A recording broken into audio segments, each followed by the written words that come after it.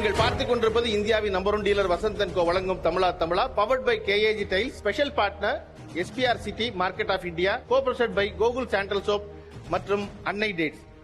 இன்றைய தமிழா தமிழாவில் நாம் பேசவிருப்பது 80களில் இல்லத்தரசிகளாய் இருந்தோரும் இன்றைய தேதியில் இல்லத்தரசிகளாய் இருக்கும் இந்த தலைமுறையினரும். இப்ப போன தலைமுறைக்கும் இந்த தலைமுறைக்கும் ஒரு இல்லத்தரசியா என்ன மாறி இருக்கு அப்படிங்கறது பேசுவதற்கு முன்னாடி முதல்ல பேச வேண்டியது இல்லத்தரசியா முதல்ல பொறுப்பு மாறி இருக்கான்னு ஒரு கேள்வி இருக்கு இல்லையா?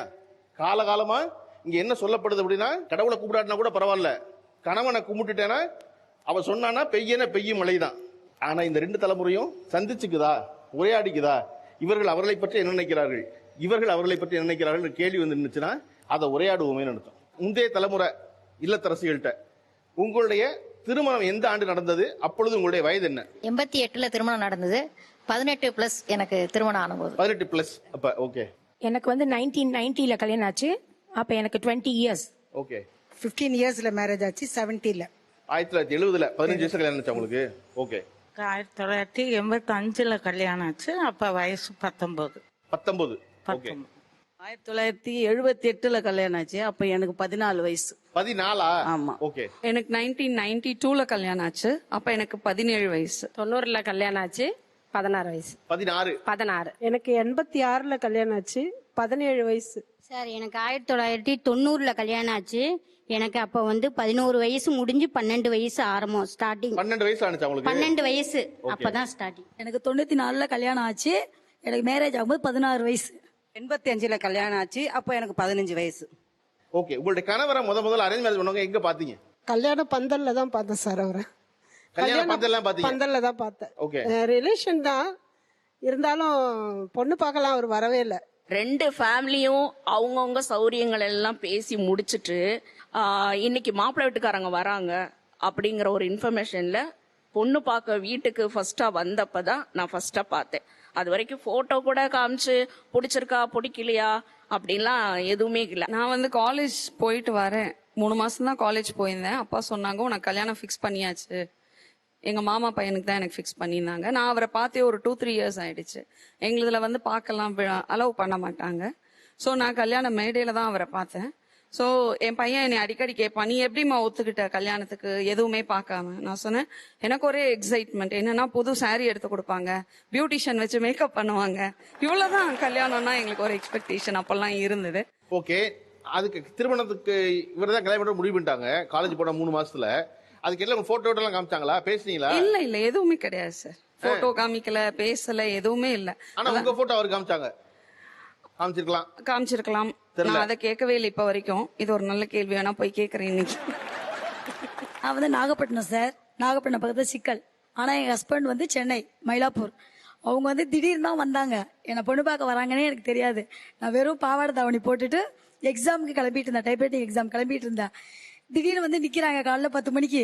இவங்க தான் மாப்பிள்ள அப்படின்னு சொல்லி எனக்கு ஒண்ணுமே புரியல. நான் போயிட்டேன், கிளாஸுக்கு போயிட்டேன். அன்னைக்கு பார்த்ததோட சரி சார். அதுக்கப்புறம் மேரேஜ்ல தான் பார்த்தேன் அவரு. 80களில் திருமணமான இவர்களின் அனுபவங்கள் இருக்குல்ல, கணவனை பார்த்தது, இதை கேட்கும் போது உங்களுக்கு என்ன தோணுது? என்னால அவங்க சொல்றதை அக்செப்டே பண்ணிக்க முடியல. பிகாஸ் என்னோட ஸ்டோரி கம்ப்ளீட்லி டிஃப்ரெண்டா இருக்கும். நான் வந்து காலேஜ்ல தான் என்னோட ஹஸ்பண்டை மீட் பண்ணேன். ஸோ லவ் மேரேஜ் தான். இவங்க வந்து நான் பார்த்ததே இல்லை, நான் பேசினதே இல்லை, ரொம்ப நாள் கழிச்சு தான் நாங்கள் பார்த்தோம். கல்யாணத்துக்கு முந்தின நாள் கல்யாணம் அப்பதான் பார்த்தோம்னு சொல்லும் போது எனக்கு ரொம்ப ஷாக்கிங்கா இருக்கு. ஏன்னா இவ்வளவு நாள் பழகி அவங்களோட நாங்க டைம் ஸ்பெண்ட் பண்ண கல்யாணம் பண்றதுக்கே எங்களுக்கு வந்து கொஞ்சம் ஒரு தயக்கம், அந்த ஒரு இது இருக்கு.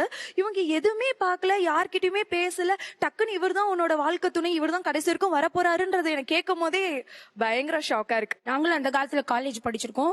எங்களுக்கும் அந்த மெச்சூரிட்டி இருக்கு. ஆனா நீங்க நினைக்கிற மாதிரி பழகணும், அதுக்கப்புறம் டிசைட் பண்ணணும், அது மாதிரி நீங்க எத்தனை பேர்கிட்ட பழகி நீங்க பார்த்து முடிவு பண்ண முடியும்? ஃபர்ஸ்ட் நம்ம யாரை பாக்குறோமோ அவங்க கிட்ட நம்ம கல்யாணத்துக்கு அப்புறமா நிறைய பேசலாம், நிறைய பழகலாம். அந்த லைஃபே தனி. நீங்க முன்னாடியே பேசுறீங்க, முன்னாடியே வெளியே போயிட்டு வந்துடுறீங்க, அப்புறம் கல்யாணத்துக்கு அப்புறம் என்ன பண்ணுவீங்க? It's not like that. எங்களுக்குள்ள ஒரு அண்டர்ஸ்டாண்டிங் எங்களுக்கு அப்பவே வந்துடுது. இதுக்கப்புறம் நீங்க என்ன பண்ணுவீங்க அப்படின்னு கேக்குறீங்க. எங்களுக்கு அண்டர்ஸ்டாண்டிங் வந்த பிறகு எங்க ஃபியூச்சரை பத்தியோ எங்களோட ஒர்க் பத்தியோ நாங்க கண்டினியூ பண்றோம். நீங்க வந்து கல்யாணம் முடிச்ச பிறகுதான் ஒருத்தரை பத்தியே நீங்க தெரிஞ்சுக்கிறீங்க, அறிமுகமாகறீங்க. இதுல எத்தனை பேருக்கு வந்து அண்டர்ஸ்டாண்டிங் இல்லாம இருக்குன்றது உங்களுக்கு தெரியாது. லைக் எங்களுக்கு வந்து எங்களுக்கு பிடிச்சிருக்கு, எங்க 2 பேருக்குள்ள ஒரு மியூச்சுவல் அண்டர்ஸ்டாண்டிங் இருக்கு. ஃபியூச்சர்ல நாங்க ஏதாவது ஒரு பிரச்சனைனாலும் எங்களால ஈஸியா டேக்கிள் பண்ண முடியும்ன்றது என்னோட கருத்து. ஐ மீன் நான் அப்படிதான் ஹேண்டில் பண்ணேன். எனக்கு அப்படிதான் நான் கோ த்ரூ பண்ணிட்டு இருக்கேன். நீங்களும் உங்க ஹஸ்பண்டும் பழகறதுக்கு முன்னாடி ஒருத்தர அந்த டைம்ல எல்லாருக்கும் பிடிக்கும். அதாவது பிடிக்கிற மாதிரி நடந்துக்கலாம், மாறிக்கலாம். சரி நம்ம அவளை கல்யாணம் பண்ணிக்கணும், அவளுக்கு பிடிச்ச மாதிரி நம்ம நடந்துக்கலாம், இவளுக்கு பிடிச்ச மாதிரி அவங்க நடந்துக்கலான்ற மாதிரி அந்த தாட்ஸ் வரும். ஆனா எங்க இதுல வந்து அது மாதிரி நம்ம மாத்தலான்ற அந்த ப்ராசஸே கிடையாது. இது ரொம்ப ஒரு அவுடேட்டட் ஃபார்ம் மாதிரி இருக்கு. இப்போ இங்க சொசைட்டில ஒரு ப்ராப்ளம் என்னன்னா அந்த டேக் லைன்ஸ் தான். ஹஸ்பண்ட் அப்படின்னா அந்த ஹஸ்பண்ட் டேக் லைனுக்கு பிஹேவ் பண்ணும். அப்புறம் மதர்ன்லாம் அப்படின்னா அந்த டேக் லைனுக்கு பிஹேவ் பண்ணணும். இவங்க எல்லாம் அதுக்கு ப்ரிப்பேர் ஆயிட்டு இப்ப எங்களையும் அந்த மாதிரி ப்ரிப்பேர்டா இல்ல அப்படின்னு சொல்றது வந்து எனக்கு ரொம்ப வியர்டா இருக்கு. Because I have grown up among lot of cousins and also என்னோட ப்ரொஃபஷன் சார்ந்து நிறைய பசங்களோட நான் ஒர்க் பண்றதுனால எல்லாரையும் வந்து நான் வாங்க போங்கன்னு கூப்பிடுறது இல்ல. எல்லாருமே ஒரு ராப்போல வந்ததுக்கு அப்புறம் வாடா போடாதான் அந்த ப்ரெஷர்ல. சோ இவரை மட்டும் நான் வந்து வாங்க போங்கன்னு நான் கூப்பிட்டு இருந்தேன். அதுக்கப்புறம் இவரு என்ன சொன்னாருன்னா நோ என்ன வாடா போடான்னு நீ கூப்பிட்டே ஆகணும் அப்படின்னு சொல்லி சொன்னாரு. நீங்க உங்களுடைய கணவனை என்னவா சொல்லி கூப்பிடுறீங்க? நாங்க வாங்க போங்கன்னு தான் கூப்பிடுவோம். ஓகே, வேற? என் பெரிய பொண்ணு பேர் மோகன பிரியா. அவங்க பேரை சொல்லி மோகன் அப்பா தான் கூப்பிடுவேன். அவர் என்ன பேர் சொல்லியே கூப்பிட்டதே கிடையாது. என் பேர் கண்மணி. மோகன் அம்மான்னு கூட கூப்பிட்டது இல்லையா? மோகன் அம்மான்னு கூப்பிடுவாரு. என்னோட பேர் சொல்லி கூப்பிடணும்னு எனக்கு ரொம்ப ஆசை. இதுவரை கண்மணி உங்களை கூப்பிட்டதே இல்லையா? கூப்பிட்டதே கிடையாது. நீங்க ஏதோ கணவனை பேர் சொல்லி கூப்பிட்டு அங்க கணவன் மனைவியே பேர் சொல்லி கூப்பிட்டது இல்லையா? நாங்க தஞ்சாவூர்ல எல்லாம் கல்யாணம்னா அத்தான்னு கூப்பிடுவாங்க. சின்னத்தான், பெரியத்தான், நடத்தான், அப்புறம் ஊர் பேரை சொல்லி தஞ்சாவூர் அத்தான், மன்னார்குடி அத்தான் வந்தாங்க, அப்படிதான் சொல்லுவாங்க. எனக்கு ரொம்ப ஆசையா இருந்தது. சென்னைக்கு வந்துட்டு நான் 70 வந்தேன். 77 கல்யாணத்துக்கு 7 வருஷம் ஒரு கற்பனை எனக்கு. சரி நம்ம வீட்டுக்கார கல்யாணம் பண்ண அத்தான்னு கூப்பிடுவோம் அப்படின்னு ரொம்ப ஆசைப்பட்டேங்க. நான் எடுத்த உடனே கூப்பிட்டேன். அப்படிதான் அத்தான் அவரோட சொல்ற, அத்தானு வேணாம் பொத்தானு வேணாம், வாங்க போங்கன்னு பேசு அப்படி சொல்லிட்டாரு. எனக்கு சப்புன்னு ஆயிடுச்சு சார். ஓகே, இப்ப அத்தான் நீங்க வாங்க, இங்க இருக்காரு அவரை கூப்பிட எப்படி கூப்பிடுவீங்க? வாங்கத்தான். இந்த வெக்க வருது. நீங்க என்ன கூப்பிடுறீங்க? பக்கத்துல இருந்தா ஹே, தூரமா இருந்தா டே, அவ்வளவுதான். பக்கத்துல தான் ஹே, தூரமா இருந்தா டேயா? டே தூரமா இருந்தா ரொம்ப தூரமா இருந்தா டேயா? டே இங்க பாடுறா அது மாதிரி. ஓகே, என்ன சொல்லி கூப்பிடுறீங்க உங்களுடைய கணவரை? நான் செல்லான்னு கூப்பிடுவேன், அவர் என்ன பட்டுன்னு கூப்பிடுவார். ஓ சூப்பர்மா. எப்படி நீங்க கல்யாணமான நாள்ல இருந்து இன்று வரை செல்லம் தான் அவரு? ஆமா, வெளியே வெளியிலேயே அப்படிதான் கூப்பிடுவேன். செல்லம் சட்டை பாருங்க கடையில. ஆமா, பட்டு நல்லா இருக்குமா? பட்டு இந்த புடவைனா கொஞ்சம் பட்டு புடவை எடுக்கிற போதெல்லாம் நிறைய கன்ஃபியூஷன் ஆயிருக்கு. பட்டு இந்த புடவை எடுத்தா அந்த சேல்ஸ் கேட்ச் எல்லாம் கொஞ்சம் பாக்கும், ஐயோ வெளியில வந்து கூப்பிடாதீங்க எனக்கு வெக்கமா இருக்குமே, ஆனா கேட்க மாட்டாரு. எல்லா இடத்துலயும் பட்டும் தான் கூப்பிடுவாரு அவர். என்ன யாராச்சும் இருந்தாங்கன்னா வாங்க போங்கன்னு கூப்பிடுவோம், யாரும் இல்ல அப்படின்னா வாடா போடான்னு கூப்பிடுவோம். வேற யாரு? இது வரைக்கும் வாங்க போங்க அவ்வளவுதான் சார். அதுக்கு மேல எதுவும் சொல்லி கூப்பிடுறது இல்ல. அவங்க எல்லாம் சொல்றாங்க இல்லையா, நான் வாடா போடா, உண்மையிலே சொல்றேன் சார், எனக்கு இந்த ஜெனரேஷன்ல பிடிக்காத ஒரு விஷயம்னா அதான். மனசுக்கு ரொம்ப கஷ்டமா இருக்கு சார். சார் நான் வந்து பேபின்னு தான் கூப்பிடுவேன். இல்ல பேபினா இப்போ ஒரு ஷார்ட் ஃபார்ம் சொல்ல, பேய பிசாசன்னு ஃபுல்லா திட்ட முடியாதுன்னு ஷார்ட்டா பேபி. இல்ல பேபிக்கு இப்படி விளக்கம் வச்சிருக்கீங்க? ஆமா அது இருக்கு. இல்ல நான் வந்து கோவமா வந்தா பேபி அப்படின்னு சொல்லுவேன், செல்லமா இருந்தா பேபி அப்படின்னு சொல்லுவேன். சோ ஒரே பேபி இல்ல சார். இருந்தாலும் ஒரு ஹஸ்பண்ட் ஒய்ஃப் அப்படிங்கிற ஒரு ரிலேஷனுக்குள்ள வந்ததுக்கு அப்புறம் நீங்க எவ்வளவுதான் அண்டர்ஸ்டாண்டிங்கா இருந்துக்கோங்க, பழகிக்கோங்க, 10 வருஷம் லவ் பண்ணிக்கோங்க, வேண்டான்னு சொல்லல.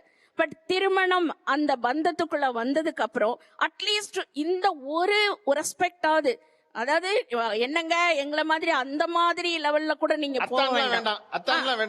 மாமா சரி, மாமா அருமையான தமிழ் அழகான ஒரு மாமா, அந்த மாதிரி பேசலாம், கூப்பிடலாம். டேய் என்னடா பண்ணிட்டு இருக்க, என்னடா பண்ற, பாக்கலையாடா, இந்த மாதிரி பேசும்போது மனசுக்கு ரொம்ப கஷ்டமா இருக்கு சார்.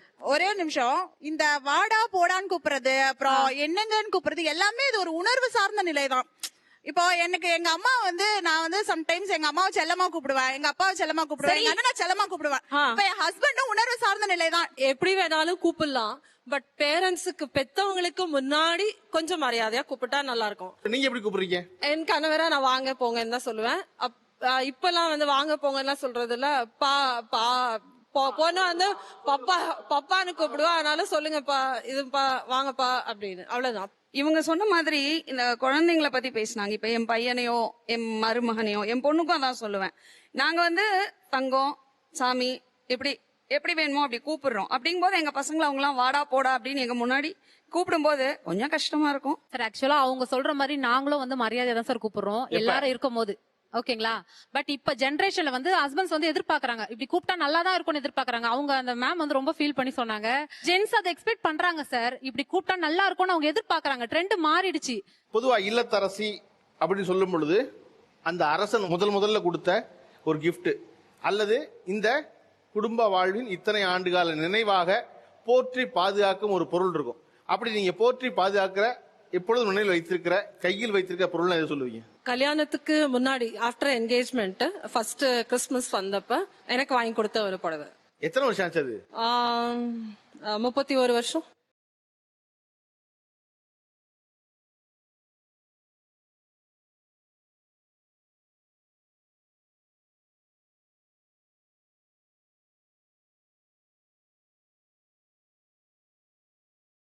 அழகா இருக்கு. அவங்க கம்ப்ளெக்ஷனுக்கு it goes well. It's beautiful. Thank you.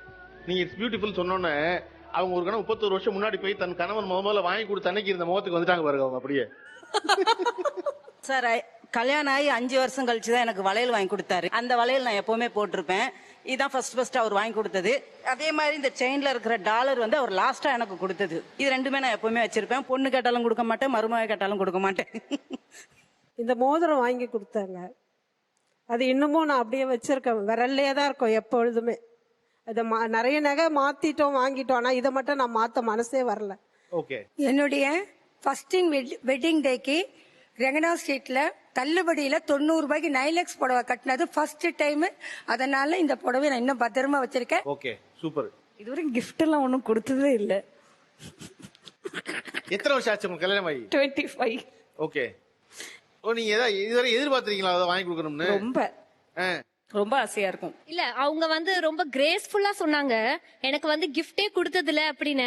அந்த மாதிரி கிஃப்டே கொடுத்ததுல அப்படின்னா நான் அவ்வளவு கிரேஸ்ஃபுல்லா சொல்லியிருக்கவே மாட்டேன். நான் எப்படி ரியாக்ட் பண்ணிருப்பேன்னா, என்னை விட உனக்கு என்ன முக்கியம், எனக்கு கிஃப்ட் வாங்க முடியாம நீ என்ன வேலை பண்ணிட்டு இருந்த அப்படின்னு நான் டிமாண்டிங்கா கேட்பேன். இப்ப நான் இந்த தலைமுறையின் இல்லத்தரசியா உங்ககிட்ட ஒரு கேட்கணுங்க. கணவனோடு நீங்கள் எங்கெல்லாம் போறீங்க? எத்தனை நாளைக்கு ஒருக்கா வெளியே போறீங்க? வீக்கெண்ட் ஃப்ரைடே ஆயிடுச்சுன்னா பிளான் பண்ணிடுவோம் சார். சாட்டர்டே சண்டே இப்படி 2 நாள் எங்கேயாவது வெளில போகணும். அதனால பைக் ரைடு தான் ரொம்ப 2 பேர் மோஸ்டா விரும்புவோம். அதனால பைக்ல போயிரும். ஃபுல்லா மால், தியேட்டர் எங்கேயாவது சுத்திட்டு பெங்களூர். எங்களது வந்து நாங்க ரொம்ப பிளான் பண்ணிலாம் ஒரு இடத்துக்கு போகணும் அப்படின்லாம் யோசிக்க மாட்டோம். ஆன் த ஸ்பாட் உட்காந்து பேசிட்டே இருப்போம்.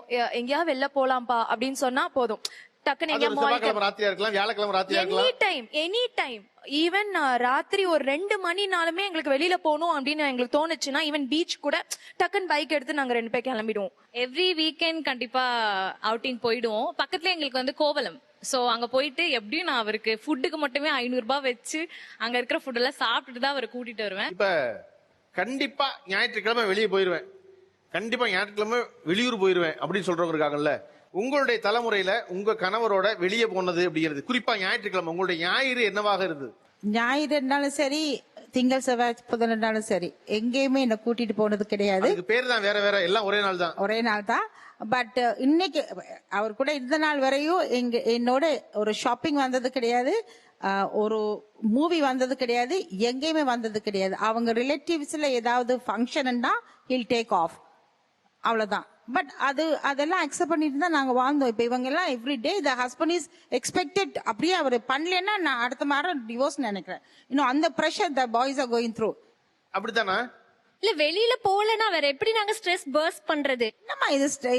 I like that word. இந்த காலத்து பசங்க உங்க வேர்ட் ஸ்ட்ரெஸ். எங்களுக்கு எல்லாம் ஸ்ட்ரெஸ் இருக்கல. எங்களுக்கு மாமியார் ஸ்ட்ரெஸ், நாத்தனார் ஸ்ட்ரெஸ், குடும்ப ஸ்ட்ரெஸ், சொந்தக்கார stress, financial stress. Okay, financial stress எங்களுக்கு வந்தது கம்மி. ஏன் தெரியுமா? ஹஸ்பண்ட் 1000 earn பண்ணா நாங்க 999 வாழ்ந்தோம். நீங்க 1000 earn பண்ணா 3000 வாழ்றீங்க. இல்லையா அவன் செத்தா பாவம். கிரெடிட் கார்டு, இஎம்ஐ, அது இதை நான் அவனை போட்டு சாவடிக்கிறேங்க. I know lot of your generation boys. எனக்கு 3 பசங்கம்மா. நான் என் பசங்களுக்கான பேசல, ஜென்ரலா every single boy is crying. அவனை போட்டு மிதிச்சு சாவடிக்கிறீங்க. என்ன இதுக்கு பேரா போன ஃப்ரீடம்ன்றீங்க? சார் ஒரு விஷயம் நோட் பண்ணீங்களா? நாங்கெல்லாம் இங்க சந்தோஷமா என்ஜாய் பண்றோம்னு சொல்லும் போது ஒரு பாயிண்ட் வைக்கும் போது அங்க நிறைய உள்ளங்கள் எங்கனால பண்ண முடியலங்க. இல்ல எங்களை இல்ல இல்ல கூட்டு போக இல்லம்மா, சாரி மாட்றாங்கங்க. சாரி சாரி, அப்படியெல்லாம் இல்ல. சந்தோஷமா நாங்களும் வந்து நல்ல ஒரு happy memories when I sit and think back, அவ்வளோ ஒரு ஹாப்பி மெமரிஸ் இருக்கு. பட் ஆனா காசு தூக்கி போட்டு அந்த மெமரிஸ் கிடைக்கல எங்களுக்கு. when I was pregnant, month எண்ட்ல வந்து ஒரு பனானா வாங்க கூட அந்த 90 பைசா காசு எண்ணி எடுத்துட்டு போவோம். அந்த கடைசி காசு 90 பைசா. நான் பிரெக்னெண்டா இருந்தப்ப ஐ ஸ்டில் ரிமெம்பர். சோ பட்ஜெட்ல வந்து அந்த பிளானிங் இருந்தது எங்களுக்கெல்லாம். வந்து எங்களோட பேசிக் ரூல் வந்து கடன் வாங்க கூடாது. அதுதான், கடன் வாங்காம செலவு பண்ணணும். அப்படி இருந்துட்டா எல்லாருமே வந்து நல்லா இருக்கலாம். நீங்க சொன்ன ஒரு வார்த்தை வந்து ரொம்ப நல்ல வார்த்தை. என்ன அப்படின்னா, எங்களுக்கு கடனே கிடையாது, நாங்க கடனே வாங்கினது இல்லை. ஏன்னா போன தலைமுறையுடைய இல்லத்தரசிகள், குடும்ப தலைவி என்பது கடன் வாங்குவதற்கு காரணமாக இருந்துடக்கூடாது. ஆமா, அது கணவன் வாங்கினா கூட தடுப்பாங்க. அது போய் ஏன்னா வந்து வாங்காதீங்க. நாங்க ரொம்ப நாளா வந்து ஸ்கூட்டர்ல தான் டிராவல் பண்ணிட்டு இருந்தோம். குளிரும், டெல்லி மாதிரி இடத்துல, அது மாதிரி இடத்துல குளிரும். முன்னாடி வந்து குழந்தை வந்து உட்காந்துட்டு போறப்ப காத்தடிக்கும். ஆனாலும் வந்து அந்த டைம்ல எங்களுக்கு அந்த பினான்சியல் இது வந்து வேலை பார்க்கல. சரி வேண்டாம், இப்ப வேண்டாம், இப்ப வேண்டாம், இப்ப வேண்டாம்னு ஒரு 10 வருஷம் கழிச்சு கார் வாங்கணும். அதுவும் சின்ன காரு. என்ன சொல்ல வரேன்னா, அந்தந்த வயசுல அனுபவிக்க வேண்டியதை அனுபவிங்க. சின்ன வயசுல இருக்கும் போது ஸ்கூட்டர்ல போங்க. சின்ன வயசுல ஏன் கார் வாங்கிக்கிறீங்க? ஸ்கூட்டர்ல இருந்தா ஒரு நெருக்கம் வரும் உங்களோட ஹஸ்பண்டோட நெருங்கி. சின்ன வயசுல எதுக்கு கார் வாங்கணும் இல்லையா? ஏன்னா அவங்க சொல்ற ஒரு விஷயம் ரொம்ப பயங்கர ரொமான்டிக்கா இருக்கு.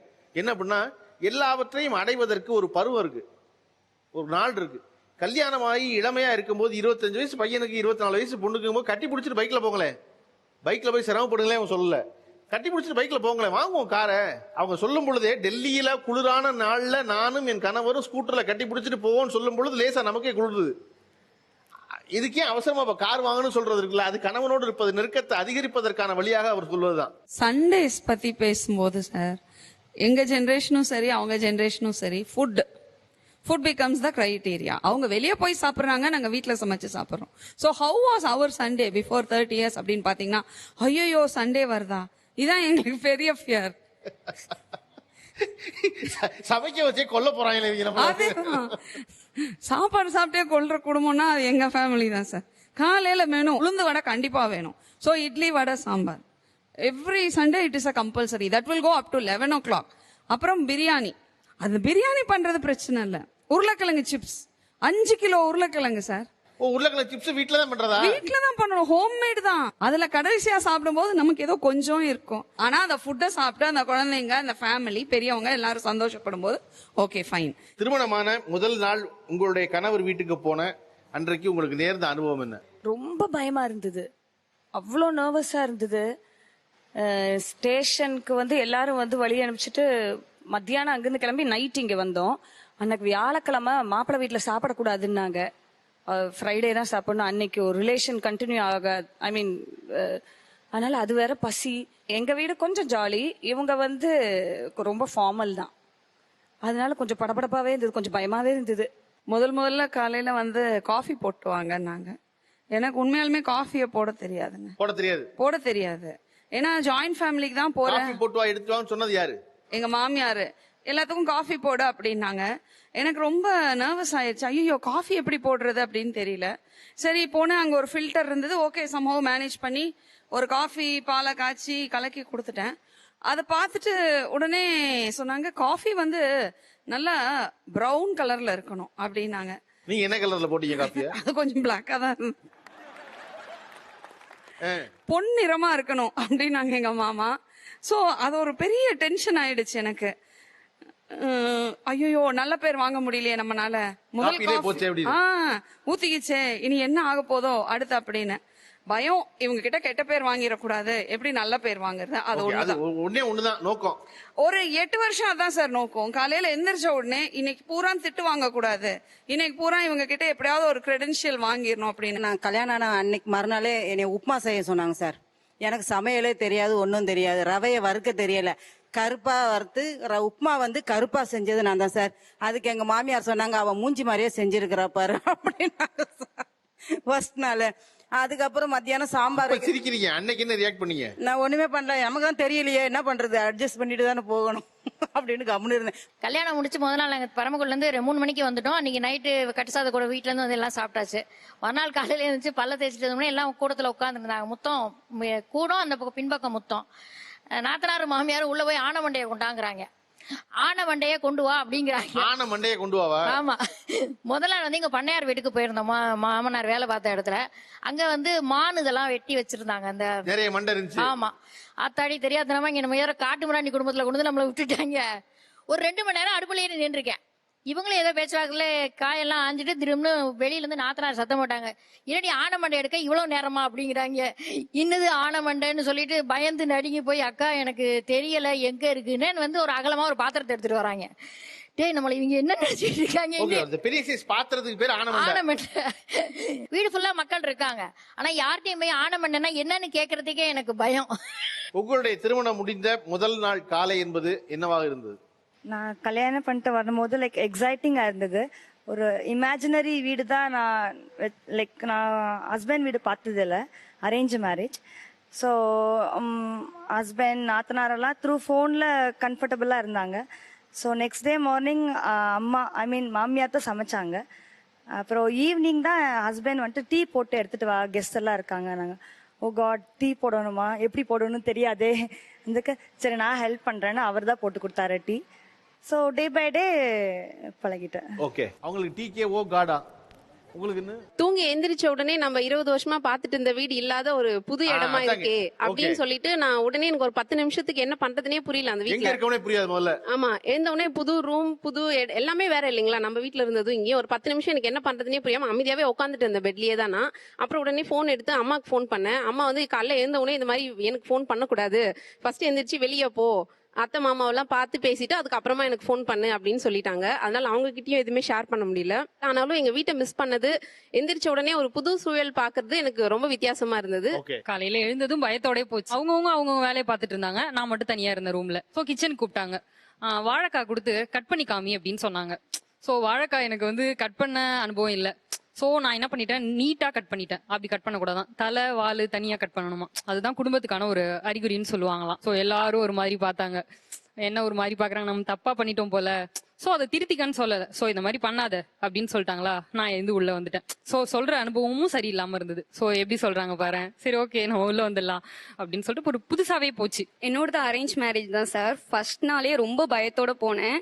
என் கூட எங்க சிஸ்டர் வந்தாங்க. அவங்க சொன்னாங்க மேல உட்காராத, கீழே உட்கார சொன்னாங்க. மா எங்க மாமியார் சொன்னாங்க, மா நீ அதெல்லாம் பார்க்காத, உன் இஷ்டம், நீ உன் வீட்டுல எப்படி இருந்தியோ அப்படியே இரு, உனக்கு என்ன விருப்பமோ நீ அது மாதிரியே பண்ணு, அது மாதிரின்னு சொன்னாங்க. அதுக்கு உங்க மாமியார் தேங்க்ஸ் சொல்லுவீங்களா நீங்க? அது அவங்களுக்கு தெரியும், இங்கதான் இருக்காங்க. எங்க இருக்காங்க? எங்க வீட்டுக்காரி இறந்து 2 மாசம் ஆனதுனால எனக்குள்ள ஒரு தாழ்வு மனப்பான்மை, ஒதுங்கே இருந்தேன். அதுவும் கீழேயே உட்காந்துருந்துச்சு. எனக்கு மனசு கஷ்டமா இருந்துச்சு. நம்ம பிள்ளைங்க எல்லாம் மேல உட்காந்துருக்கு, இந்த பொண்ணுங்க என் கீழே உட்காந்து எந்திரிமா, நீ ஓ வீட்டுல எப்படி இருந்தியோ அது அத்தனையும் என் வீட்டுல இருக்கணும். இன்னைக்கு என் பையன் 6 மணிக்கெல்லாம் டியூட்டிக்கு போயிடுவான். இது நைட்டு பார்த்துட்டு தூங்கும், எழுப்பி சாப்பாடு கொடுக்க யோசிப்பேன், தூக்கம் கலைஞ்சிருமோ, நம்ம பிள்ளைங்க நைட்டு பார்த்து வந்தா தூங்க வைப்போம்ல அப்படின்னு யோசிப்பேன். என் பிள்ளைங்களை பார்த்ததுக்கு அப்புறம் குழந்தைய நான் பார்த்து வளர்க்கலாம் அந்த சூழலும் இல்லை. அது எந்திரிக்கும் போதே ஒரு சின்ன குழந்தை நெளிகிற மாதிரியே எந்திரிக்கும். எனக்கு அது ரொம்ப ஹாப்பியா இருக்கும். அம்மாடி நீ எந்திரிச்சு சாப்பிட்டு, ஆண்டி 5 நிமிஷம் ஆண்டிங்கும். சரின்னு நான் வந்து ஹாலில் உட்காந்துருவேன். கரெக்டாக 5 நிமிஷத்துல எந்திரிச்சு வந்துடும். வந்த உடனே என் பக்கத்துல வந்து என்ன இருக்கோ எடுத்து போட்டு அது படுத்துரும். மறுபடியும் ஆண்டி ப்ளீஸ் ஆண்டிங்க, எனக்கு கடவுளே வந்து எனக்கு குழந்தையா மறுபடியும் கொடுத்தது மருமகன் நினைச்சுக்குவேன். 2வது என் மருமகள்கிட்ட ஒண்ணு பொண்ணை பத்தி சொல்லணும்னா அது கொஞ்சம் போல்டு. நான் மைண்ட்ல என்ன செட் பண்ணிட்டா அதான் எனக்கு, நான் தான் நீதிபதி அப்படின்னு என் பொண்ணு பேசும். பொண்ணு அது. மருமகள்கிட்ட என்ன கத்துக்கிட்டேன்னா அது வாயில நெகட்டிவ் வார்த்தையே வராது, எல்லாம் பாசிட்டிவ் தான். அது எனக்கு ரொம்ப பிடிச்சிருந்துச்சு. உங்களுக்கு ரொம்ப பிடிச்சது மகளா மருமகளா? ரொம்ப பிடிக்கும்னா நீங்க பாக்காதீங்க, பார்த்த பதில் சொல்ல வராது. ரொம்ப பிடிக்குன்னு சொன்னா சார் பொண்ணை பீட் பண்ண முடியாது எப்பயுமே. மருமக தான். மருமக தான். மருமக தானா? என் பையன்கிட்ட கேட்டேன், அப்பா அந்த பொண்ணை கல்யாணம் பண்ணிக்கலாமான்னு. அப்பா பெட்ல இருக்கையில முதல் நாள் சொன்னார்ப்பா, இந்த பொண்ணு நம்ம குடும்பத்துக்கு சரியா இருக்கும்ப்பா, விட்டுறாத, அந்த பொண்ணை கல்யாணம் பண்ணு, கடைசி வரைக்கும் நமக்கு நல்ல பிள்ளையா ஒரு பிள்ளையா இருக்கும்னாரு. அதனால அவனும் பார்க்கவே இல்லை, பொண்ணு பார்க்கல. ஓ, அன்னைக்கே சரின்ட்டான். எப்படி நீங்க எங்க அண்ணனை பார்த்த உடனே ஓகே சொன்னீங்கன்னா அப்புறம் சொன்னாங்க இல்ல வீட்டுக்குள்ள வந்தனே ஆண்டி வந்து என்கிட்ட கேட்டாங்க, ஏமா என் பையனுக்கு கல்யாணம் பண்ணிப்பியானே, எனக்கு ஆண்டியை ரொம்ப பிடிச்சிருந்துச்சு, நான் ஓகே சொல்லிட்டேன்னு சொன்னாங்க. அவங்க வந்தோனி என்கிட்ட ஒரு செல்லமா ஹக் பண்ணி, மா உனக்கு பிடிச்சிருக்கலமா அப்படின்னு. எனக்கு அது வரைக்கும் எனக்கு மேரேஜ்ல இப்ப பண்ணக்கூடாது, லேட் பண்ணிக்கலாம் அப்படின்னே இருந்துச்சு. அப்புறம் அவங்க கேட்ட உடனே எல்லாமே எனக்கு ஏதோ ஒரு பாசிட்டிவா தோணுச்சு, ஓகே சொன்னேன். முதல் நாள் அம்மா பார்த்தோன்னே வந்து என்னை கட்டி பிடிச்சிக்கிட்டாங்கன்னு சொன்னீங்க இல்லையா? வாங்க.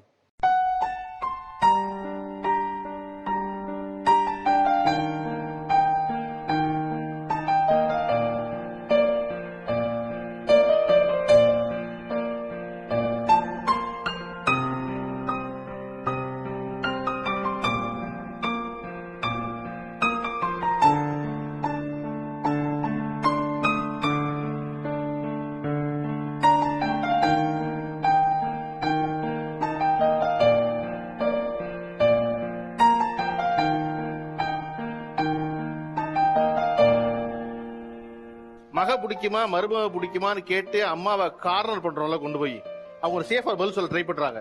ரெண்டு பேரையும் பிடிக்கும், இது தங்கம் அது சாஃப்ட் அப்படிலாம் சொல்றாங்க. எல்லாம் மறைச்சு நின்றுட்டு இல்ல நீங்க ஒரு ஆளை தான் சொல்லணும் அப்படின்னா, இல்ல எனக்கு மருமகளை தான் ரொம்ப பிடிக்கும் அப்படி சொன்னாங்க. காரணம் என்ன அப்படின்னா, 3 பேரும் பேசுனதுக்கு அப்புறம் மக விறுவிறு போய் உட்காந்துட்டா, மருமக மோடி கொண்டு பத்திரமா மாமியார உட்கார வச்சுட்டு அதுக்கப்புறம் போறாங்கிறதா காரணம். அப்ப இங்க சின்ன சின்ன கெஸ்டர்கள்ல நம்முடைய நடவடிக்கைகள்ல தான் வந்து நம்ம மறுபடியும் அந்த அன்பை தெரியப்படுத்துறோம். அது எல்லா தலைமுறையிலையும் தொடர வேண்டியதான் அவசியம். 80களில் வந்து ஒரு குடும்ப தலைவியா இருப்ப ரொம்ப முக்கியமான வேலை என்ன அப்படின்னா வந்து பட்ஜெட் போடுறது. பட்ஜெட் தான் சார். அப்படி உங்களுடைய பட்ஜெட் போட்ட நாட்கள் அவங்களுக்கு ஞாபகம் இருக்கா? சார் நாங்க ஹோட்டல்ல போய் சாப்பிட்டதே இல்லைங்க சார். ஒரு ஹாஸ்பிட்டல் குழந்தைங்களுக்கு உடம்பு சரியில்லைன்னு தூக்கிட்டு போவோம் சார். வந்த உடனே என்ன சொல்லுவாரு, ஒரு சாத வை, தயிர் ஊத்தி சாப்பிட்டுக்கலாம். ஏன்னா ஹோட்டல் போனா செலவாகும் சார், நம்ம பட்ஜெட்டுக்கு அது முடியாது. எங்க வீட்டுக்கார் சம்பாரிச்சது 1000 ரூபா தான். அப்ப வாடகை 100 ரூபா தான் சார். அப்ப ஞாயிற்றுக்கிழமை ஆச்சுன்னா மட்டன் வாங்கினா 32 ரூபாய் அப்ப கிலோ. ஒரு முட்டை 25 காசு சார். தக்காளி வெங்காயம் எல்லாமே பார்த்தாலே ஒரு நாளைக்கு 10 ரூபா செலவாகும். இதுல வாரம் 2 சினிமாவுக்கும் போகணும். 1000 ரூபாய் சம்பாரிச்சு கூட கொடுத்துருவாரா? ஆமா, என்கிட்ட தான் கொடுத்துருவாரு. ஓகே, நீங்க என்ன பட்ஜெட் போடுவீங்க? நான் கரெக்டா ஒரு நாளைக்கு இவ்வளவு செலவாகும் அப்படின்ட்டு கரெக்டா இருக்கும் சார். எனக்கு கல்யாணம் ஆகும்போது எங்க வீட்டுக்காருக்கு 250 ரூபா சம்பளம், எனக்கு 90 ரூபா சம்பளம். ஆனா என்னுடைய ஹஸ்பண்டுக்கு வேலை உடனே போயிடுச்சு. கல்யாணம் ஆகி 1 வருஷத்துக்குள்ள சஸ்பெண்ட் பண்ணிட்டாங்க. ஒரு போராட்டத்துல சஸ்பெண்ட் பண்ண முதலாளி 5000 ரூபாய் பணத்தை கையில கொடுத்து வெளியில அனுப்பிச்சிட்டாரு. வேலை போன உடனே அவருக்கு ரொம்ப அப்செட் ஆயிட்டாங்க. வீட்டுக்கு வந்து என்கிட்ட சொன்னாங்க, 5000 ரூபாய் இருக்கு வசந்தா, இதை வச்சு என்ன பண்ண முடியும்னு கேட்டாங்க. நான் சொன்னேன், ஒரு வாடகைக்கு ஒரு இடத்த எடுத்து அதுல ஒரு அப்ப மிஷின் உங்களுக்கு தெரியும், ட்ரில்லிங் மிஷின் ஒண்ணு, ஒரு வைஸ் ஒண்ணு, கட்டிங் மிஷின் ஒன்று வாங்குங்க. அதுக்குள்ள செகண்ட் ஹேண்ட்ல வாங்கிடுங்க. 250 ரூபாய்க்கு சைக்கிள் வாங்கணும் சார். இன்னைக்கு வரைக்கும் நான் வச்சிருக்கிறேன் அந்த சைக்கிள், எங்க ஹஸ்பண்ட் வச்சிருக்கிறாங்க. அதுலயே போய் கோடிக்கணக்கில் சம்பாரிச்சு கோடிக்கணக்கில் சொத்து சேர்த்து இன்னைக்கு உயரமான பில்டிங் கட்டி இருக்கிறாங்க. எப்படின்னு கேட்டாக்கா டெய்லி கணக்கு போடுவோம். மாசத்துல இந்த மாசம் 100 ரூபாய் நிக்குதா, அடுத்த மாசம் அந்த 100 ரூபாய் போட்டு 200 ரூபாய்க்கு இருக்கும். இப்படியே தான் யோசித்து இன்னைக்கு வந்து நிறைய இடம் ஈக்காட்டாங்கல் எஸ்டேட்டுக்குள்ள இன்னைக்கு 5 லட்சம் ரூபாய் வாடகை வரக்கூடிய அளவுக்கு எங்க வீட்டுக்காரர் உட்கார்ந்து இருக்கிறாரு. இன்னைக்கு என்ன அந்த அளவுக்கு வளர்த்தி இருக்கிறாரு. சஃபையர் தியேட்டர்ல போய் சினிமா பார்த்திருக்கேன் சார் நானு. இன்னைக்கு அந்த தியேட்டர் இல்ல. முதல்ல சஃபையர் தியேட்டர் கூட்டின்னு போகும்போது நான் என்ன கேட்டேன்னா, டோர் திறக்கும் போது என்னங்க இந்த சினிமா கொட்டை ஜில்லுன்னு இருக்குன்னு இன்னைக்கு சொல்றாரு அவரு. ஒரு சினிமா கொட்டை ஜில்லுன்னு இருக்க சொன்ன ஆளா வசந்தானி அப்படின்றாரு. அதாவது நாங்க சந்தோஷத்தை பகிர்ந்துக்கிறோம் சார். சஃபையர் தியேட்டர் எத்தனை பேருக்கு தெரியும்? தெரியாது. ஓகே, ஜெமினி பிரிட்ஜ்ல இருந்து கீழே டுவர்ட்ஸ் அண்ணா சாலை இறங்குனீங்கன்னா லெஃப்ட் சைடுல இப்போ வந்து இடிஞ்சு கிடக்கு பெட்ரோல் பங்க் பக்கத்துல. அது ஏன் அந்த சஃபையர் தியேட்டர் அவ்வளவு ஆச்சரியமா சொல்றாங்கன்னா, அன்னைக்கு இருந்த மிகப்பெரிய ஏசி தியேட்டர் அதுதான். பக்கத்துல ப்ளூ டைமண்ட் ஒரு தியேட்டர் இருக்கும். அந்த தியேட்டர்ல 24 ஹவர்ஸ் நான் ஸ்டாப்பா படம் ஓடும். நீங்க எப்ப வேணாலும் உள்ள போகலாம், எப்ப வேணாலும் வெளியே வரலாம். அப்படி பல புதுமைகளை உள்ளடக்கிய தியேட்டர் இருக்காங்க. எல்லாருக்கும் ஆசை அந்த தலைமுறைக்கு சஃபையர் தியேட்டர்ல போய் படம் பார்க்கணுங்கிறது. இந்த தலைமுறைகிட்ட எதுக்கு பட்ஜெட் இருக்கோ இல்லையோ, வாரம் பியூட்டி பார்லர் போற கரெக்டா பட்ஜெட் இருக்கு இல்லையா? அதை முதல்ல ஒதுக்கி வச்சுட்டு தான் மிச்ச வேலையை செய்யறோம். நம்ம அப்படி ஒரு மாசமா எவ்வளவு செலவழிப்பீங்க நீங்க? பர்சனல் க்ரூமிங் அது எங்களுக்கு fixed expense. We spend around 3500 to 4000. Okay. எங்களை நாங்களே செல்ஃப் க்ரூம் பண்ணிக்கிறதுக்குன்னு ஒரு கிட்டே நாங்க வச்சிருக்கோம். எங்களை நாங்களே செல்ஃப் க்ரூம் பண்ணிக்கிறது என்ன பண்ணுவீங்க சார்? அதுல நிறைய இருக்கு சார். கிளென்சிங் மில்க் வாங்கணும், டோனர் வாங்கணும், மாய்ஸ்சரைசர் வாங்கணும், உள்ள போறதுக்கு first of all face cream அது ஒன்று வாங்கணும், ஃபவுண்டேஷன் வாங்கணும். இதெல்லாம் போக வெளில போனா நல்லா ஸ்மெல் வரணும்ன்றதுக்காக பெர்ஃப்யூம் வாங்குவோம். ஹேருக்கே நாங்க நிறைய செலவு பண்ணுவோம். லைக் அது நாங்க யூஸ் பண்ற பிராண்டே வந்து நல்லா இருக்கணும். நீங்க தெரிஞ்சுக்க வேண்டியது இது எதுவுமே அவங்களுக்கா செய்யல, வீட்டுக்கார சந்தோஷப்படணுமேங்கறக்காக அதெல்லாம் செய்யறாங்க. அப்படித்தானே? நான் பொண்டாட்டி வெளியில வரும்போது ஒரு டால்டப் பண்ணி வரும்போது அவருக்கே வந்து ஹே வாவ் யூ பிரிட்டிடா அப்படின்னு சொல்லுவாங்கல்ல. சோ அவங்களுக்கும் அது ஹாப்பி தானே சார் எங்களை வெளியில கூட்டு போகும்போது. ஓகே. இந்த கிளென்சிங் மில்க்ல தொடங்கி இது வரையும் பேஸ் வரையும் சேர்த்து எவ்வளவு ஆகும் மாசம்? கிட்டத்தட்ட அது எல்லாமே சேர்த்து ஒரு 20-25 குள்ள நாங்க முடிச்சிரோம் சார். பட் 2-3 மந்த் வரைக்கும் அது எங்களுக்கு ஒரு எக்ஸ்டெண்ட் ஆவரேஜா மாசம் ஒரு 8000 ரூபாய் வச்சுக்கோமா? அப்படி. Okay sir. சும்மா நார்மலா வீக்கெண்ட் ஆனா பைக் ரைட் போகும்போது ஏதாவது ஒரு கடை ஜுவல்லரி ஷாப் பார்த்துட்டேன், ஜிம் கீஸ் வாங்குவேன் சார். ஜிம் கீஸ் மட்டுமே நிறைய வாங்கி வைப்பேன். அந்த ஜிம்முக்கு ஏத்த மாதிரி ட்ரெஸ் வாங்குவேன் நானு. ஓகே. அன்றைக்கு நீங்க எது வந்து பொருளா வாங்கி வச்சிருந்தீங்க? நம்ம ஜெனரேஷன்ல பியூட்டி பார்லர் இல்ல, ஒத்துக்கிறேன். அந்த பட்ஜெட் இன்னைக்கு வரை அந்த பழக்கம் எங்களுக்கு வரல. இப்ப அவங்க அழகு இல்லையா, இவங்க இல்லையா, இவங்க இல்லையா, நான் இல்லையா, இவங்க யாருமே அழகு இல்லையா, 3-4,000ல இருந்து 25,000 ஸ்பெண்ட் பண்றாங்கல்ல பியூட்டி பார்லர்ல. அப்படி என்ன எக்ஸ்ட்ரா வாங்க இருக்கு? எங்க ஸ்கின்ல இல்லாத க்ளோ இந்த வயசுல உங்ககிட்ட இருக்கா? நாங்க தயிர் மட்டும்தான் நான் வீட்டுல போட்டுப்பேன். அது சத்தியம், நான் போய் சொல்ல. தயிர் போட்டுப்பேன், கடலை மா போட்டுப்பேன், தட்ஸ் இட். இல்ல நீங்க சொல்றீங்கல்ல நாங்களே எங்கேயுமே போகல. இல்லம்மா, நாங்க எதிர்பார்க்கல. கரெக்ட். சரி, உங்களுக்கு ஒன்னு சொல்லிக்கிறேன். எங்க அம்மா சொன்ன ஒரு லைன் சொல்லிக்கிறேன். Okay, love begins in the kitchen and ends up in the bedroom. அது உங்க ஜெனரேஷன்ல இருக்கா? ஃபர்ஸ்டா புருஷனுக்கு நல்ல சோறு போடுங்க, அதுக்கப்புறம் தான் இந்த நெக்ஸ்ட். ஓகே, அது உங்க ஜெனரேஷன்ல கிடையாது. அப்படியே ஸ்கிப் பண்ணி going to the second part. எங்க ஜெனரேஷன்ல ஃபுட்டுக்கு நாங்க ஹஸ்பண்டுக்கு நல்ல முக்கியத்துவம் கொடுத்தோம், நல்ல சோறு போட்டோம். அதாலதான் அந்த காலத்துல வச்சாங்க தாய்க்கு பின் தாரம். அது உங்க ஜெனரேஷனுக்கு வராது. சாரிமா. நீங்க சொல்றீங்க நாங்க பட்ஜெட் கூட இல்ல, நாங்க ரொம்ப ஸ்பெண்ட் பண்றோம் அப்படின்ட்டு. நீங்க யாருமே இப்ப இருக்கிற பட்ஜெட்டை பத்தி பேச மாட்டீங்க. அப்போன்ட்டு நாங்க இந்த காலத்துல இருக்கோம். அப்ப எங்களோட பட்ஜெட் இப்படிதான் இருக்கும். உங்களுடைய பட்ஜெட்டிங் முதல்ல என்ன போட ஆரம்பிப்பீங்க மாசம்? நான் வந்து கோல்ட்ல இன்வெஸ்ட் பண்றேன் 5,000. அப்புறம் பையன் சின்ன பாப்பா பிறந்திருக்காங்க, அவங்களுக்கு ஒரு 5,000 இன்வெஸ்ட் பண்றேன். மீதி எல்லாம் என்கிட்ட தான் இருக்கும். வீட்டுக்கு ஹவுஸ் ஹோல்ட் எப்படியும் எங்களுக்கு வந்து ஒரு 10,000 அப்படி வரும் மினிமம், வெறும் கிராசரிஸ்க்கு மட்டும். சோ இந்த மாதிரி யூஸ் பண்ணும்போது மீதி எனக்கு ஒரு 20,000 மீந்தது அப்படின்னா நான் கண்டிப்பா நான் சேவ் பண்ணுவேன். என்ன சேவ் சொல்லுறேன்? நாங்க அந்த காலங்கறாங்கல்ல, அவங்கள ஒருத்தர கொண்டு இந்த காலத்துல வச்சு கையில 60,000 ரூபாய் கொடுத்தா நீங்க சொல்ற 5,000 ரூபாய் முதல்ல கோல்டு இன்வெஸ்ட்மெண்ட் அவங்களும் பண்ணிடுவாங்க. அடுத்த 5,000 ரூபாய பிள்ளைக்கு சேவிங்னா அவங்களும் பண்ணிடுவாங்க. அதுக்கு அடுத்து என்ன செய்வாங்க? வீட்டுக்கு என்னெல்லாம் வாங்கணும்னு முதல்ல லிஸ்ட் எழுதி எடுத்துக்கிட்டு கிளம்புவாங்க சூப்பர் மார்க்கெட்டுக்கு. எல்லா வீடும் எல்லா மாசமும் முந்திரி பருப்பு வாங்காது.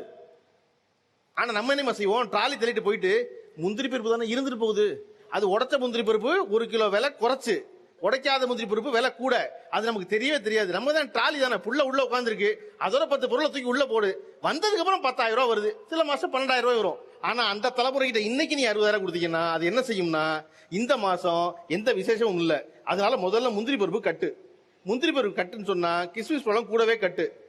இதையெல்லாம் செஞ்சு அவங்க என்ன செய்வாங்கன்னா, இந்த மாசம் பலசரக்கு 6,000 ரூபாய்க்கு தான் வாங்குறதுன்னு வச்சுக்குவாங்க.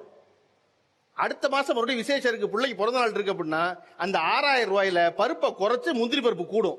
அந்த 6,000 ரூபாய் கூடவே கூடாது, 6,000 ரூபாய் தான் வீட்டு செலவுக்கு.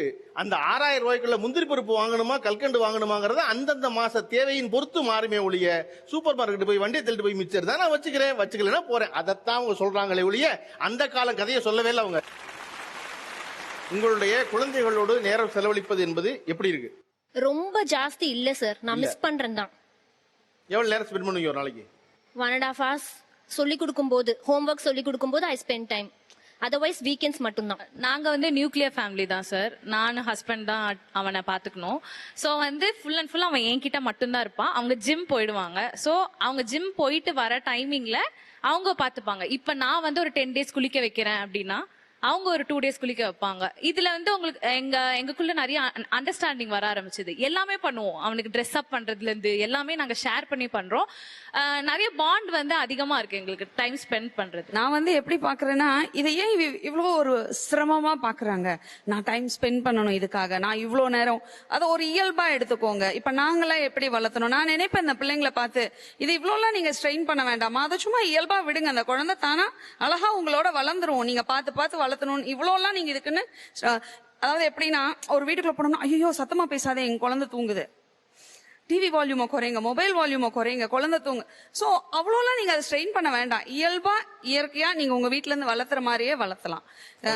அந்த அது அதுக்கு அவ்வளவு பெரிய டிராமா தேவையில்லை அப்படின்னு நினைக்கிறீங்க? Exactly sir.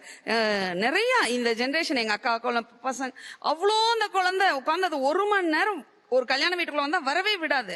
உடனே ஹஸ்பண்ட் அண்ட் ஒய்ஃப் மாறி மாறி வெளியே நின்று அதை பார்த்துக்கிட்டு இருக்காங்க. They are missing so many lively things in the life. நீங்களும் உங்களுடைய கணவர் இளமை காலத்துல அந்த மாதிரி நசன் அழுகிற ஒரு பிள்ளைய அழுதுறதா என்ன செஞ்சிருப்பீங்க சார்? 2 போடுவோம் சார். 2 தடவை அடி வாங்கினா கம்முன்னு வரும். நாங்க வந்து டைம் ஸ்பெண்ட் பண்றதுலன்னு சொல்லி அவங்க ஃபீல் ஆஃப் கில்ட்டை வந்து அந்த குழந்தை கேட்கறதுக்கு முன்னாடி வாங்கி கொடுத்துறது. அதுக்கு ஒரு டிமாண்டே வைக்க விட மாட்டேங்கிறாங்க. நீ இது பண்ணு, நான் உனக்கு வாங்கி கொடுக்குறேன். அட்லீஸ்ட் அந்த மாதிரி டார்கெட்ஸ் கொடுக்கலாம். அதெல்லாம் எதையுமே இவங்க செய்யாம, அது கேட்கறதுக்கு முன்னாடி, அது நினைச்ச உடனே, அது நினைச்சிருக்காது, பக்கத்து வீட்டுல வாங்கிட்டாங்க, எதிர் வீட்டுல வாங்கிட்டாங்க, என் குழந்தைக்கு வேணும், அந்த மாதிரி வி ஃபீல். அந்த குழந்தைக்கு ஒரு தோல்வி மனப்பான்மையோ ஒரு ஏக்கமே பட விட மாட்டேங்கிறாங்க லைஃப்ல. Okay, is asking for a game அண்டா ரைட், டூ வெல். சோ அந்த பிள்ளைக்கு தெரியணும், ஓகே அம்மா அப்பா கஷ்டப்பட்டு தான் நீங்க நல்ல ஸ்கூல்ஸ்ல போடுறீங்க, you are going out of it way to do it, which we did not do. எங்களால எஃபோர்ட் பண்ண முடியுமெண்டா தான் பண்ணோம். ஆனா நான் எங்க பிள்ளைங்களை நல்லா வளர்ந்தா உங்களுக்கு புருஷனா இருக்காங்க, மறந்துடாதீங்க. எனக்கு அந்த வார்த்தை ரொம்ப பிடிச்சிருக்கு. நான் நல்லா வளர்த்த புள்ள தான் உங்களுக்கு புருஷனா இருக்கான். ஓகே, நீங்க வளர்க்குற பிள்ளை இன்னொருத்தருக்கு புருஷனா பொண்டாட்டியா வரணும், அதை நினைச்சு வளவுங்கன்ற. ஓகே, 80களின் இல்லத்தரசிகள், இன்றைய தலைமுறையின் இல்லத்தரசிகள் என்று பேசிக் கொண்டிருக்கிறோம். நம்முடைய இணைந்து கொள்ள 2 சிறப்பு வந்திருக்கிறார்கள். முதலாம் அவர் நியூஸ் ரீடர் மற்றும் ஆங்கர் ஷியாமளா அவர்கள். வணக்கம். ஷியாமளாவோடு இந்த அரங்கத்தை பகிர்ந்து கொள்ள வந்திருப்பவர் சைக்காலஜிஸ்ட் திரு ஹேமமாலினி அவர்கள். ஹஸ்பண்ட வந்து கல்யாண தப்பு தான் பார்த்தேன், போட்டோல தான் பார்த்தேன் அப்படிலாம் சொன்னாங்க. போட்டோல பார்த்தேன், அப்புறம் 1 வருஷம் கழிச்சு கல்யாணத்துல தான் பார்த்தேன் அப்படின்னு எல்லாம் சொன்னாங்க. இப்போ வந்து சாய்ஸ் இருக்கு, எல்லாருக்குமே சாய்ஸ் இருக்கிறது வந்து நல்ல விஷயம் தான். கண்டிப்பா சாய்ஸ் வேணும். ஏன்னா வாழ்நாள் முழுக்க நம்ம ஒருத்தரோட வாழ போறோம், அவர் என்னங்கிறது நமக்கு தெரிஞ்சிருக்கணும். அங்க வந்து கஷ்டமே இருந்தாலும் அவங்க சொன்னாங்க 90 ரூபாய் சம்பளத்துல வந்து என்னால பினான்ஸ் ஹேண்டில் பண்ண முடிஞ்சுது, என்னால வந்து அந்த குடும்பத்தை வழி நடத்த முடிஞ்சது அப்படின்னு. இப்ப 10,000 ரூபாய் சம்பளம் கொடுத்தா யாராலையும் முடியாது. இன்னொன்னு டாலரன்ஸ் லெவல், என்ன நடந்தாலும் இதை நம்ம வழி நடத்தி கொண்டு போயிடணும். அந்த ஒரு இதை வந்து அவங்க எடுத்துட்டாங்க. ஜட்மெண்டலா இருக்கட்டும், என்னவா இருந்தாலும் அவங்க வந்து நான் எடுத்து நடத்துறேன், இதை என்னால பண்ண முடியும். நீங்க வந்து அவங்களுக்கு வந்து ஒரு பொறுப்பை கொடுக்க வேண்டாம், பொறுப்பு அவங்க கிட்டயே இருந்தது. இப்போ என்ன ஆயிடுதுன்னா, நம்ம வந்து அந்த பொறுப்பை எடுத்து நம்மளே செஞ்சு சரி நம்ம இதை சரி பண்ணிடுவோம், நமக்கும் ஹஸ்பண்ட்க்கும் பிரச்சனையா நம்ம அதை சரி பண்ணிப்போம், நமக்கு இங்க பினான்சியல் ஒரு இஷ்யூ இருக்கா, அதை நம்ம சரி பண்ணிப்போம், அடுத்த ஸ்டெப்புக்கு போவோம் அப்படிங்கிற அந்த ஒரு இது பொறுப்பு ரெஸ்பான்சிபிலிட்டி நம்ம எடுத்துக்கிறது இல்ல அப்படின்னு தான் சொல்லணும். ரெஸ்பான்சிபிளா இருக்காங்க அப்படின்னா இந்த ஜெனரேஷன் வந்து ரொம்ப ரெஸ்பான்சிபிளா இருக்கிற மாதிரி தான் கண்ணுக்கு தெரியறது எனக்கு. இதே பேரண்ட்ஸ், நான் ரெஸ்பான்சிபிளா இருந்தேன் அப்படின்னு சொல்ற பேரண்ட்ஸ் நீங்க வளர்த்த குழந்தைகள் தான் இல்லையா, 90sல இருக்கிற இவங்க ஏன் ரெஸ்பான்சிபிளா இல்ல அப்படின்னு உங்களுக்கு தோணுறது அப்படின்னா நீங்க தானே வளர்த்தீங்க. அப்போ உங்க பேரண்ட்ஸ் உங்களுக்கு சொல்லி கொடுத்த நிறைய விஷயங்களை இவங்களுக்கு நீங்க சொல்லி கொடுக்கலையோ அப்படின்ட்டு. ஏன்னா பேம்பர் பண்ணி அந்த குழந்தைகளை நீங்க கிச்சனுக்குள்ளேயே விடாம திடீர்னு கிச்சனுக்குள்ள திடீர்னு பினான்ஸ் ஹேண்டில் கேட்டதெல்லாம் நீங்களும் தான் வாங்கி கொடுத்துருக்கீங்க. ஏன் அவங்க எதிர்பார்க்கறாங்க? இப்போ என் ஹஸ்பண்ட் எனக்கு ட்ரீட் கொடுக்கணும்னா ஒண்ணு நீங்க அவங்கள ரொம்ப ஏங்க விட்டுருக்கீங்க, இல்லைன்னா அவங்களுக்கு கேட்டதெல்லாம் கொடுத்துருக்கீங்க. பொறுமை இல்லாமன்னு சொல்றீங்களா, அல்லது இன்னும் கொஞ்ச நாள் தள்ளி போடலாம் பொறுத்து பார்க்கலாங்கிறத சொல்றீங்களா? அதாவது பொறுமை இல்லாம இப்ப என்னன்னா மெரிட்டல் அட்ஜஸ்ட்மெண்ட்ல தான் நிறைய பிரச்சனை வரும் அவங்க கிட்ட. அதாவது அவங்க வந்து அவங்க பெண்ணாவோ அவங்க பையனாவோ வளர்த்துடுறாங்க. அவங்க சொன்ன மாதிரி நாளைக்கு வந்து அவங்க ஒருத்தருக்கு கணவராவோ ஒருத்தருக்கு மனைவியாவோ போக போறாங்கிற அந்த இன்சைட்டோட வளர்க்குறாங்களா அப்படிங்கிறது தெரியல. எதுவா இருந்தாலும் உடனேவே அவங்களுக்கு ரிசல்ட் வேணும். அந்த பொறுமைங்கிறது வந்து தள்ளி போடலாம், தள்ளி போட்டா சரியா போயிடும். சரி அங்க வந்து அவங்க ஹஸ்பண்ட் கத்துறாங்க, இல்ல மாமியார் வேற மாதிரி வந்த முதல் நாளே மாமியார் என்ன இன்சல்ட் பண்ணாங்கன்னு சொல்றாங்க. இருந்தாலும் அந்த மாமியாரோட வாழ்க்கை முழுக்க அவங்க கூட இருந்திருக்காங்க. நம்மளால முடியுமா? முதல் நாளே அங்க ப்ராப்ளம் ஆயிடும். காரணம் என்னன்னா அந்த டாலரன்ஸ் என்கிட்ட இல்ல. சரி பெரியவங்க தானே ஏதோ பேசிட்டு போறாங்க அப்படிங்கிற டாலரன்ஸ் இங்க எத்தனை பேர்கிட்ட இருக்கும்? இந்த இடத்துல மரியாதை அப்படின்னு ஆரம்பத்துல அவங்க ஒரு வார்த்தை யூஸ் பண்ணாங்க. அதாவது கணவனுக்கு வந்து ஒரு மரியாதை கொடுக்கணும், போடா வாடா அப்படின்லாம் வந்து சொல்ல முடியாது, எங்க முன்னாடி சொல்லாதீங்க அப்படின்னு வந்து சொன்னாங்க. அப்போ அந்த காலகட்டங்கள்ல வந்து கணவனுக்கும் மனைவிக்குமான வயது வித்தியாசம் அப்படிங்கிறது ஒரு குறிப்பிடத்தக்க அளவுக்கு வந்து இருந்தது. அது மேலும் அவர்களுக்கு கற்பிக்கப்பட்ட விஷயமும் கணவனுக்குன்னா மரியாதை கொடுக்கணும், கணவனை நீ கவனிச்சுக்கணும் அப்படின்ற ஒரு கற்பித்தலும் அவர்களுக்கு இருந்தது. அதனால அவங்க அந்த மரியாதையை அப்படியே மெயின்டைன் பண்ணி அப்படியே இருந்தாங்க. இன்னைக்கு இவர்கள் வந்து பணியிடங்களுக்கு போகும்போது இவங்க கொலீக்ஸை பார்க்கும்போது இவங்களுக்கு வந்து ஒரு ஹஸ்பண்ட் வந்து ஒரு ஃப்ரெண்ட் மாதிரி. அதனால ஃப்ரெண்டுக்கு அதான் ரெண்டுமே ஒண்ணுதான். அப்போ எங்கிருந்து அதை வந்து ஒரு நீங்க மரியாதையா ஒரு வந்து எப்படி வந்து நீங்க அவரை வந்து அழைக்க முடியும்? அது ஒரு போலி ஆயிடாதா? இப்ப ஒருத்தர் முன்னாடி, இப்ப பெரியவங்க முன்னாடி அவருக்கு ஒரு மரியாதை கொடுக்கறதும், தனிப்பட்ட முறையில வேற ஒரு விஷயத்த கண்டிப்பா அவங்க சொன்னதை நான் ஒத்துக்கிறேன். ஏன்னா அவங்க வந்து சொன்னாங்க, நாங்க தானே வளர்த்து கொடுத்துருக்கோம் உங்களுக்கு, நிச்சயமா நீங்க எல்லாம் அவங்களை பாராட்டணும். உங்களை அதாவது கணவனுக்கு கீழ்தான் மனைவி அப்படின்ற அந்த நிலையை மாற்றி கணவனுக்கு இணையானவள் மனைவி அப்படின்னு அந்த ஒரு தலைமுறையே அவர்கள் உணரச் செய்து அவர்கள் பிள்ளைகளை வளர்த்து உங்ககிட்ட இன்னைக்கு கொடுத்திருக்காங்க. அதனால நிச்சயமா நீங்க வந்து அதை வந்து ரொம்ப பாராட்டணும், அவங்களும் அந்த விஷயத்துக்கு பெருமைப்படணும். ஆனா பினான்சியலா நாங்க வந்து ஒரு இண்டிபெண்டா இருக்கணும், சுதந்திரமா செயல்படணும், எங்களோட முடிவுகளை நாங்க எடுக்கணும் அப்படின்னு வந்து நினைக்கிறாங்க. சின்ன சின்ன அதெல்லாம் ஒரு பாண்டிங் தானே. ஒரு ஹஸ்பண்ட வந்து எனக்கு பிடிச்ச மாதிரி கூப்பிடுறது, உங்ககிட்ட எல்லாம் கூட நான் பல பேர்ட்ட அந்த ஏக்கத்தை பார்த்தேன். அப்ப அந்த சின்ன ஏக்கங்கள் உங்களுக்கு இருந்திருக்கு இல்லையா, அது அந்த பசங்க இன்னைக்கு செயல்படுத்தும் போது நீங்க உண்மையிலேயே சந்தோஷம் தானே படணும் அந்த விஷயத்துக்கு. அதுக்காக எத்தனை டே சொல்லுவீங்க? ஒரு டே பரவாயில்ல, எத்தனை டே? அது அவங்க பிரச்சனை. அதுதான் எத்தனை டே. ஒரு தடவை சொன்னாலும் டே டே தான், அது எத்தனை சொன்னாலும் டே டே தான். 80களின் தலைமுறையோ தாய்மார்களோ இந்த தலைமுறை தாய்மாரோ ஒரு விஷயத்துல ரொம்ப கவனமா இருக்காங்க, தன் வாழ்க்கை துணை ரொம்ப ஒழுங்குல இருந்தணும். அதை யாருமே பொறுத்து தயாரில்ல. நான் நிகழ்ச்சியை துவங்கும் போது வள்ளுவருடைய வாழ்க்கை துணை நிலத்திலிருந்து ஒன்று சொன்னேன், தெய்வம் தொழால் தொழுதல் வாழ், கொழுதன் தொழுதல் வாழ், பெய்யன பெய்யும் மழைன்னு. நீ வந்து கடவுளை கும்பிடாட்டாலும் பரவாயில்ல, புருஷனை கும்பிட்டு எழுந்துட்டேன்னா பெய்யன பெய்யும் மழைன்னு. அந்த வாழ்க்கை துணை நிலத்திலேயே வள்ளுவர் இறுதியில் ஒரு குறள் சொல்றாரு, புகழ் புரிந்த இல் இலார்க்கு இல் இகழ்வார் முன் ஏறு போல் பீடு நடை. என்னன்னா ஒரு வீட்டுக்குள்ள 100 சண்டை நடக்கும், 100 பிரச்சனை இருக்கும் இல்லையா? ஆனா அதெல்லாம் இகழ்ச்சி, அதை சொல்லக்கூடாது. வீட்டுக்குள்ள 100 நல்லது இருக்கும். என் வீட்டுக்காரன் எப்படி பாத்துட்டா தெரியுமா, என் பொட்டாட்டன் எப்படி பாத்துட்டா தெரியுமா, என் புள்ள எனக்கு என்ன காரியம் செஞ்சா தெரியுமா, எங்க அம்மா எனக்கு என்ன சொல்லி கொடுத்தா தெரியுமா அப்படின்னு எல்லா பாசிட்டிவிட்டியும் பேசுறது. புகழ் புரிந்த இல்லம், புகழ் புரிந்த இல் இலார்க்கு இல்லம். இது இல்லைன்னா அவனுக்கு ஒண்ணு இல்ல. என்ன இல்ல? ஒரு குடும்ப வாழ்வு, வாழ்க்கை துணை நல்ல உனக்கு சரியா இல்லைன்னா நீ உன்னை இகழ்வார் முன் ஏறுவோல் நடக்க முடியாதுங்கிறார் வள்ளுவர். அப்ப போன தலைமுறையும் சரி இந்த தலைமுறையும் சரி ஒரு ஏறுபோல் நடைக்குத்தான் ஆசைப்படுது. ஏறுபோல் நடை உங்களுடைய அடுத்த தலைமுறைக்கும் தொடர்ந்து நீடிக்கட்டும், மகிழ்ச்சி தங்கட்டும். கேஏஜி டைல்ஸ் வழங்கும் ரூபாய் 5000க்கான கிஃப்ட் வச்சுற பரிசா பெறவங்க, நான் என் பிள்ளைய ரொம்ப பிரமாதமா வளர்த்து உனக்கு புருஷனா கொடுத்துருக்கேமா, அதனால என்ன ரொம்ப நல்லா பாத்துக்கணுமான்னு சொன்னாங்கல்ல.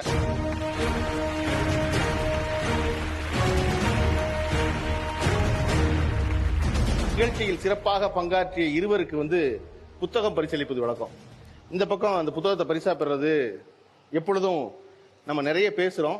அந்த சொல்ல விட முக்கியம் என்ன அப்படின்னா செயல்தான். மாமியார் வச்சிய மருமகளா கடைசியில கொண்டு போய் உட்கார வச்ச அம்மாவுக்கு வாங்க.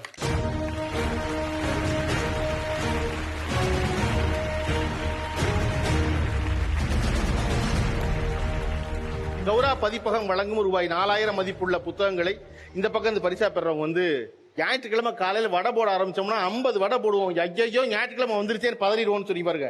வாங்க.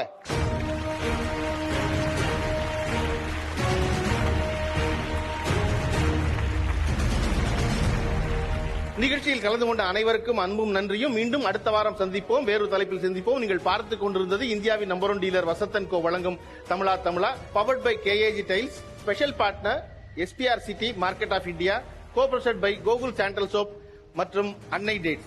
மீண்டும் அடுத்த வாரம் சந்திப்போம்.